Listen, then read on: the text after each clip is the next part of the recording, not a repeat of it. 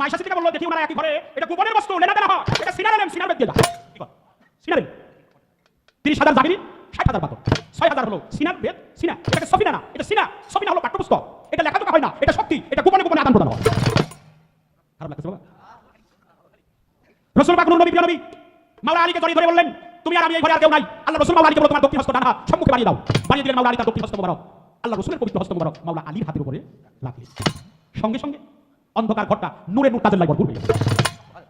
পাশে দাঁড়ানো ছিল মা আয়েশা সিদ্দিকা রাদিয়াল্লাহু তাআলা আনহা। তিনি দেখতে চাচ্ছিলেন তার ঘরের ভিতরে কি করে, কি করে মাওলা আলী প্রিয় নবী নূর নবী একটি ঘরের মধ্যে শয়নে তারা কি করে। কিন্তু বেড়ার কাছে কান নিয়ে দেখলেন ঘরে তো কেউ নাই, মাওলা আলীও নাই, রাসূল পাক নাই। কিন্তু একটা শব্দ দূষণ বহিঃপ্রকাশ হলো, ভরা কলস থেকে পানি ঢেলে দিলে খালি কলসে প্রবেশ করলে যে গর্ভ শব্দটা হয়ে যায়, এমনি কয়েকটি সত্তা যেন আমার রাসূলের সিনা থেকে মাওলা আলীর সিনার মধ্যে চলে যায়।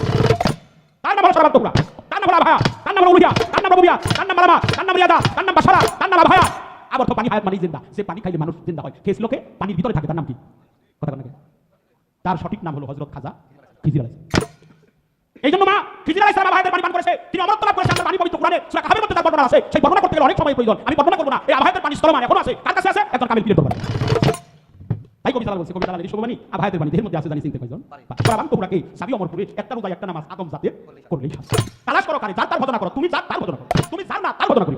মাওলা আলী বলছে আমি যে আল্লাহরে দেখি নাই সে আল্লাহর ইবাদত করি, আনতা রাব্বা বাইনা রাব্বি, আমি যে আল্লাহকে সচক্ষে দেখেছি সে আল্লাহর ইবাদত করি। তোমার কাছে আমার প্রশ্ন, তুমি বলবে আওয়াল মানে এক, আখির মানে চার। আওয়াল, আখির, জাহির, বাতিন। আওয়াল মানে এক, আওয়ালে নবী ছিল, আখির নবী থাকবে। একের পরে আওয়াল, আখির, একের পরে চার, দুইয়ের জায়গায় চার কেন? আওয়ালে নবী ছিল, আখির নবী থাকবে। জাহির নবী প্রকাশ, বাতিনের নবী গোপন। এর খবরটা আমার কাছে আছে, যেহেতু আমি বেলায়েতে দাঁড়ায় গান করতেছি, আমি জানতে চাই এই জাহিরি নবীটা বর্তমানে কোথায় আছে। জাহির কি বারদা?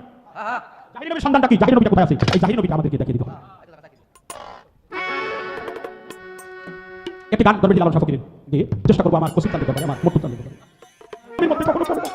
আপনি সাধারণ মানুষ না, যেই দেখছে মাওলা আলী দয়াল নবীর মায়ের পথে গড় করে জল চলে আসছে। বাবা যদি কোনো ভক্ত দেখে তার গুরুর চোখে পানি, সে কি ঠিক পারে?